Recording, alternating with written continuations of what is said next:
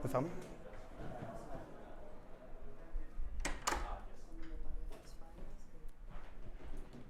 So hi guys, hi everyone. Thanks for attending this presentation. I will try to make it as friendly as possible, even for non-tech people, to try understand what's an indexer and the role indexers play in decentralization.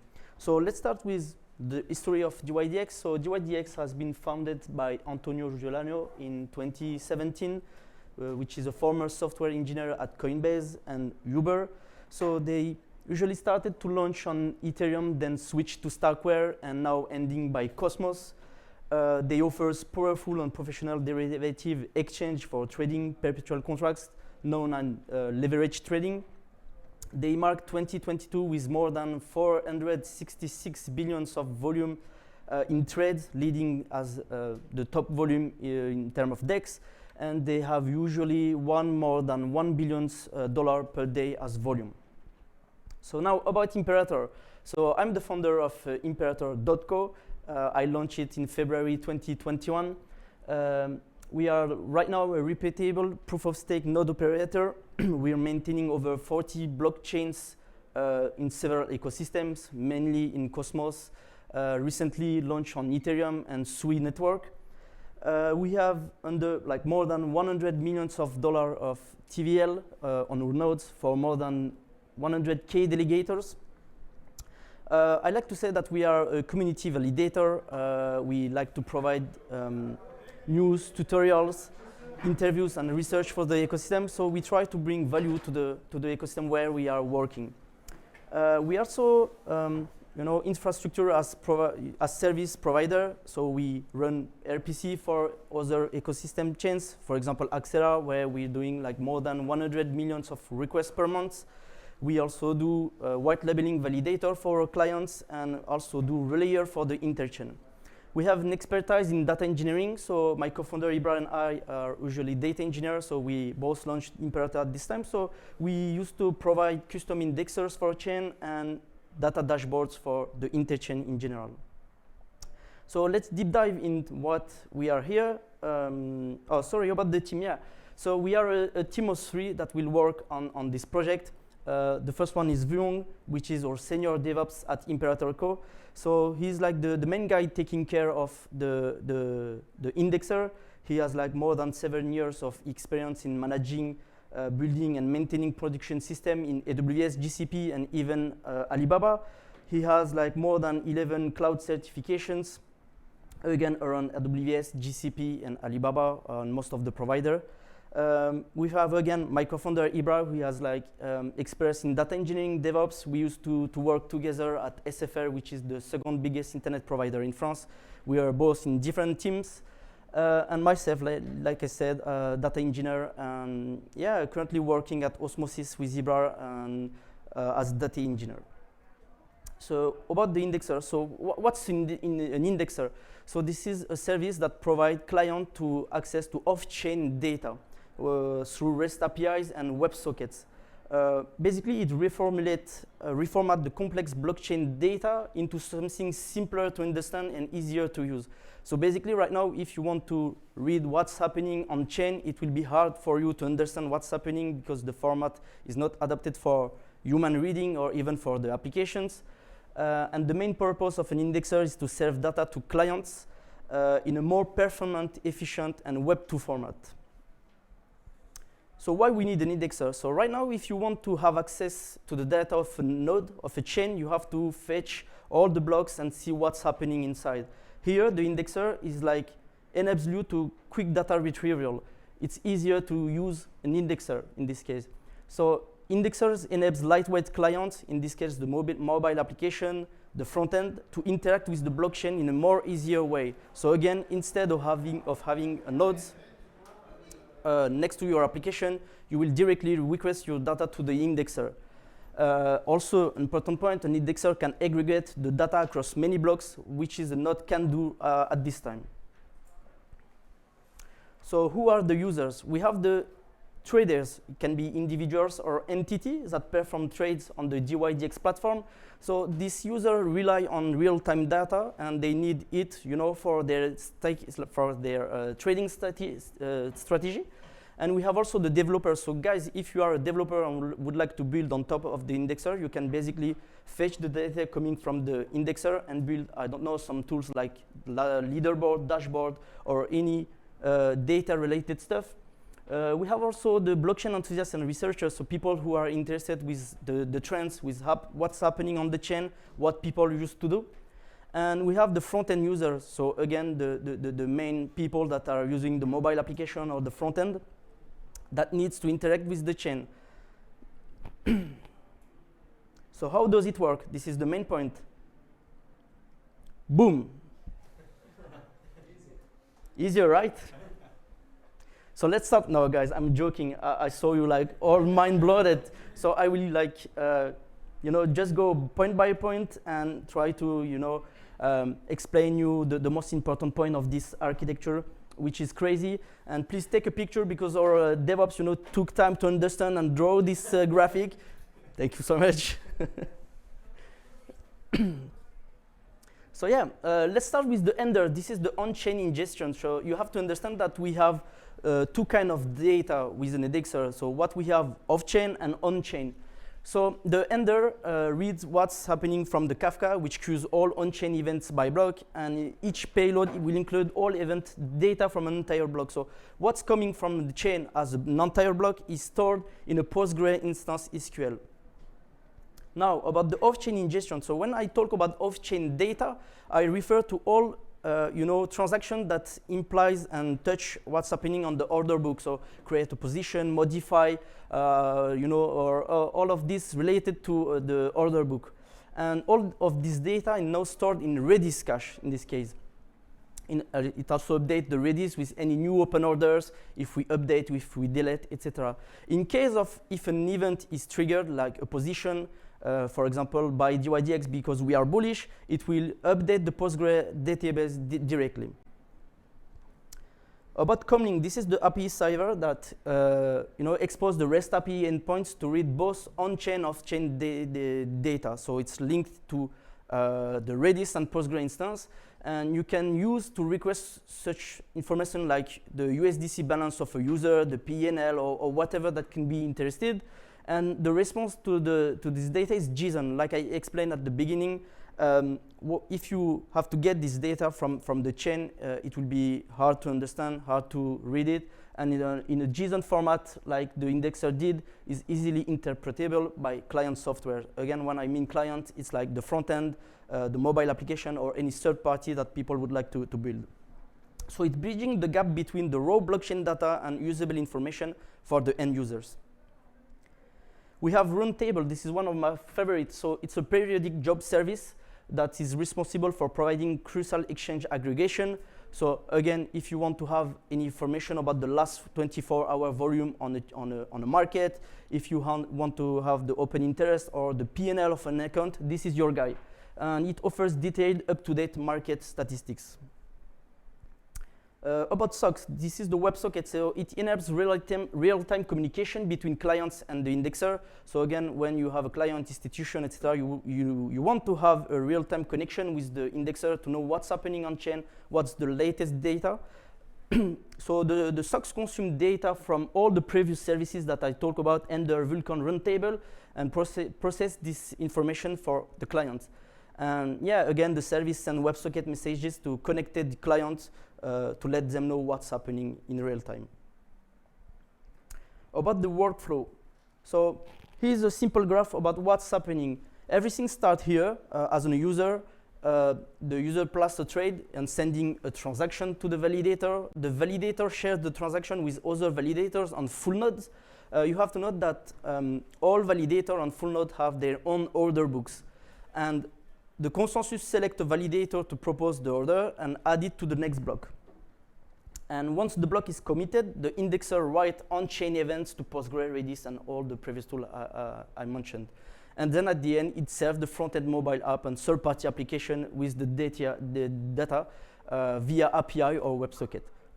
So simply as that, it starts here, run here, write the data on-chain, and if you need it, it reedits and sends it to your users. So in summary, the indexer is a collection of services that serve blockchain data to users in a more efficient way. It achieves this by retrieving in real time the data from full nodes and store it in database and restitute to the users. The indexers again use the Postgres database for on-chain data and Redis for off-chain data, and we have Kafka that is like the Kraken that connect all of these services all together. In terms of performance, so right now with the current version, we are able to manage 10 threads per second and up to 1,000 order placement or cancellation per second. With this new indexer for the V4, we expect to have like from 10 to 50 events for the on-chain data, Postgres instance, like I explained, and 500 to 1,000 events per second for off-chain data. So in terms of operation requirements, so the team has built the indexer to fit for AWS infrastructure. I refer to the DYDX trading team. Everything is like configured to run on AWS. You will have to set up a monitoring and alerting tool. For the monitoring, we'll use Bugsnag Datadog, so it will help us debug and fix issues. We have to also regularly update the indexer to accommodate the new releases. And in terms of compliance, the operation must adhere to DYDX term of use, the V4 term of use, and regional law and regulation of where the indexer is. In terms of common workflow, yeah, like I said, we'll use AWS here and all of these services, which is ECS, RDS, EC2, Lambda, Elastic, Redis, CloudWatch, and Secret Manager. This is a ton of tools, yeah, I admit. And to manage all of this, we'll use Terraform Cloud, so to deploy all instances, all services, everything will be made by Terraform. So we'll use Bugsnag for bug awareness and debugging issue. In terms of metric, Datadog will be our main point of contact. We'll use also PagerDuty for system alert and prompt issue response. And about the open source manager, yeah, we'll try to be responsive to raise the issue in the open source project because, yeah, the indexer will be open source and available for everyone. In terms of operation within Imperator, right now what I explained will be at the beginning 3 dedicated to this work. So our goal, we'll like to prioritize like a high uptime for the users because if the indexer is done, basically the application is done, everything rely on us basically. So in terms of SLA, this is really strict. We have to answer all response and all issue within 15 minutes all around the world at any time. In terms of routine check, it's like regular health check and maintenance of the AWS services, like I explained just before.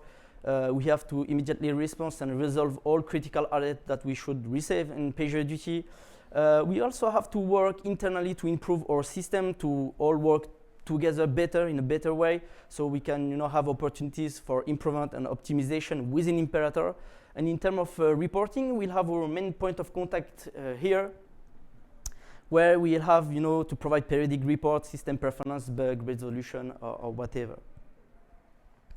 So let's talk about decentralization. So let's start with a simple definition. Decentralization is the process of distributing or dispersing function, powers, people, or things away from a central authority.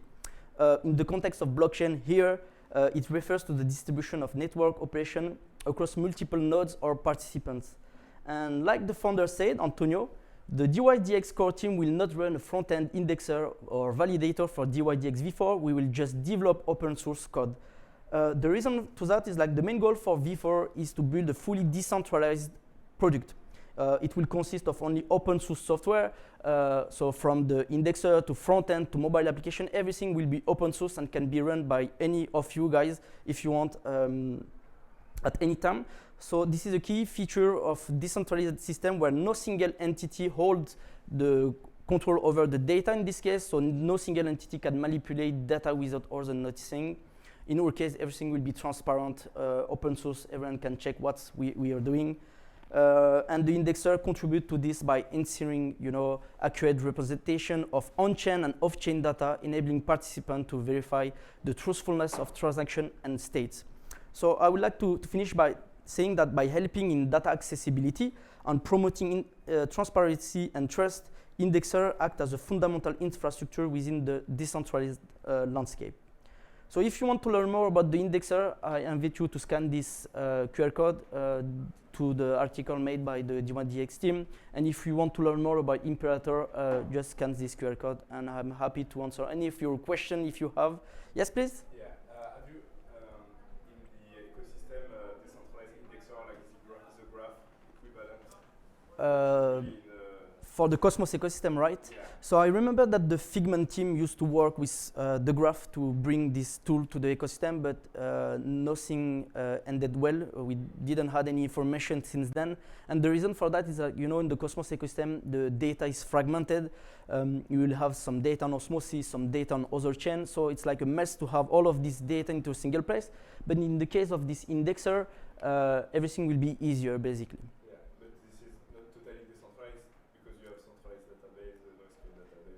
Yeah, if you look at that, it's because it, you know, stands on AWS. We can say that it's not really decentralized, but this is something that we can improve in the future and try to, you know, run in any other provider. Yeah. And another question yep. about using PostgreSQL for on-chain data and Redis for on-chain data. So, what is the rationale to have a relational database for on-chain data and a key value NoSQL database for on-chain data? So the indexer has been built by, you know, the DYDX trading team. I don't know, there's like one guy from the team here, but you know, the reason to separate is like normal. You want to have like off-chain data on the side and on-chain data. So about the off-chain data, why we have to separate, you know, because it's not going into a block when a user is like, you know, spamming with new position, etc. It's like never committed to be on block, and just to stay on Redis. Because, you know, basically you can spam the nodes, the validator, and impact the network. So that's the reason. But if you ask me why we have chosen Postgre and Redis, I could not answer the, yeah.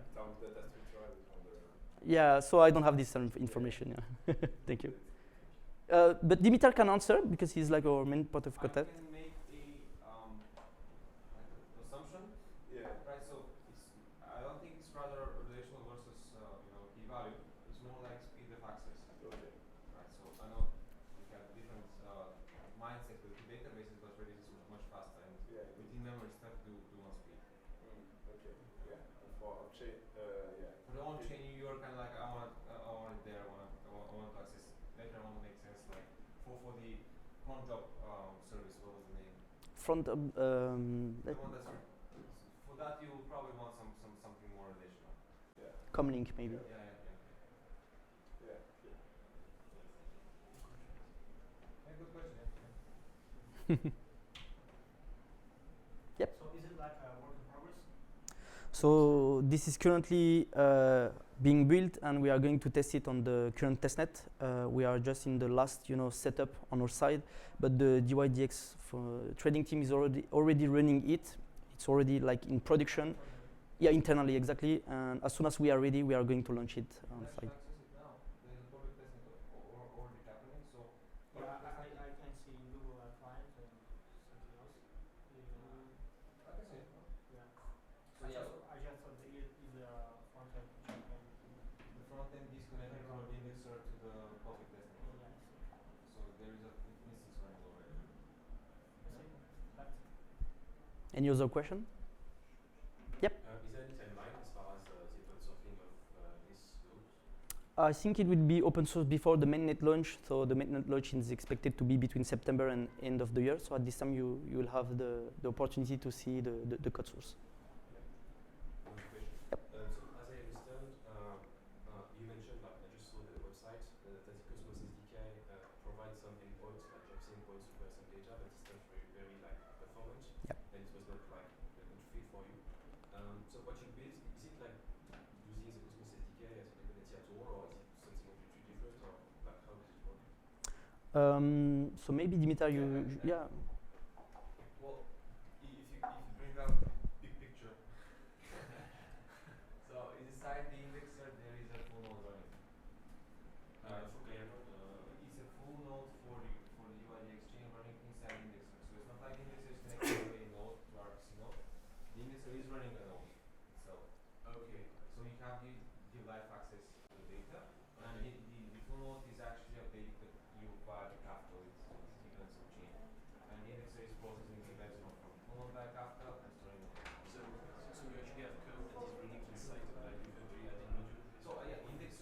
C'était bien ou pas?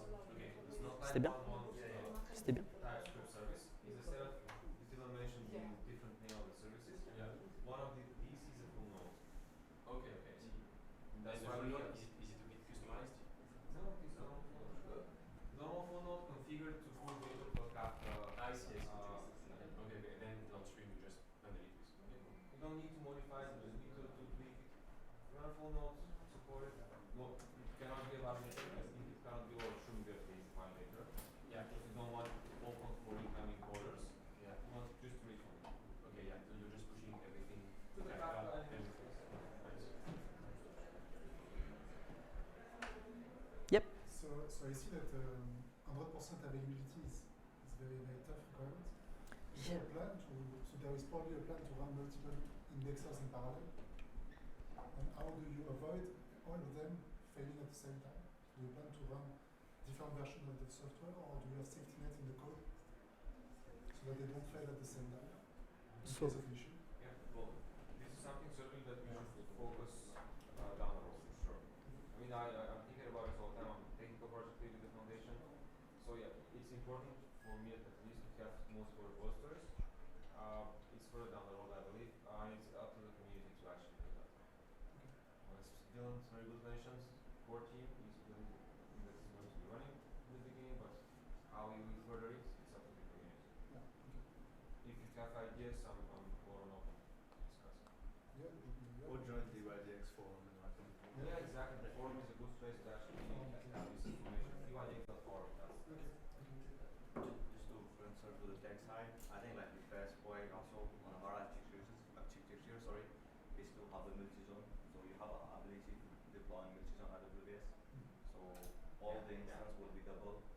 At home you can have high availability, and I think The reason I'm saying that is because in terms of real-time systems, it happened to me that I worked in a system where you had a single event that made all the nodes crashing at the same time because they were executing the same code.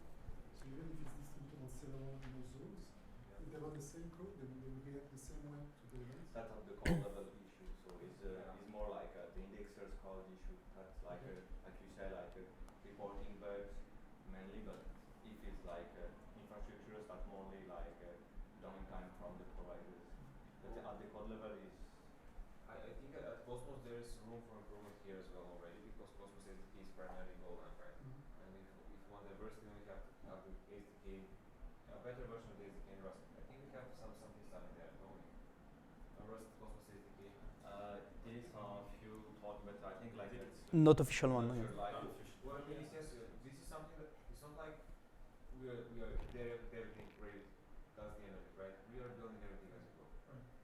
Same with the index and same with the infrastructure. Also now we have public tests. That's really easy. Exactly, and that's why we have public testing.